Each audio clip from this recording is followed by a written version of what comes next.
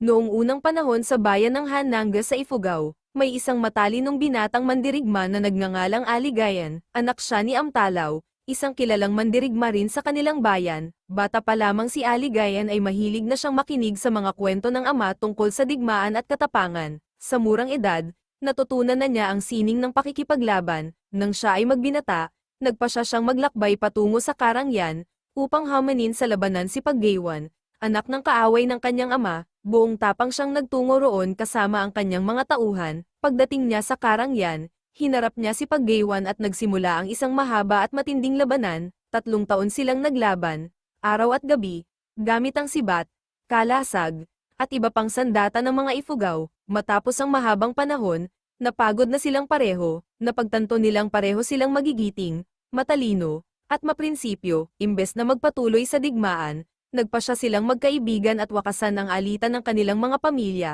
Bilang tanda ng pagkakaisa, ipinakasal ni Aligayan ang kanyang kapatid na babae kay Pagdiwan, at si Aligayan naman ay pinakasalan ang kapatid ni Pagdiwan. Ang dalawang bayan ay muling nagkaisa, at namuhay sila sa kapayapaan. Ang epiko ni Aligayan ay nagtuturo ng mga mahahalagang aral tulad ng, ang tunay na lakas ay nasa katalinuhan at malasakit, hindi lang sa tapang. Ang kapayapaan ay mas mahalaga kaysa digmaan. Minsan, ang dating kaaway ay maaring maging tunay na kaibigan. Sa pagtatapos ng kwento ni Aligayan, ating naunawaan na ang tunay na tapang ay hindi nasusukat sa tagal ng labanan, kundi sa kakayahang itigil ito para sa kapakanan ng lahat. Sa halip na galit at paghihiganti, pinili nila Aligayan at Pagdiwan ang pagkakaibigan at kapayapaan, isang aral na dapat tularan ng bawat isa sa atin. Hanggang sa susunod na kwento, huwag kalimutang mag-like, mag-subscribe, at i-click ang notification bell para sa mas marami pang kwentong Pilipino na kapupulutan ng aral. Paalam at maraming salamat!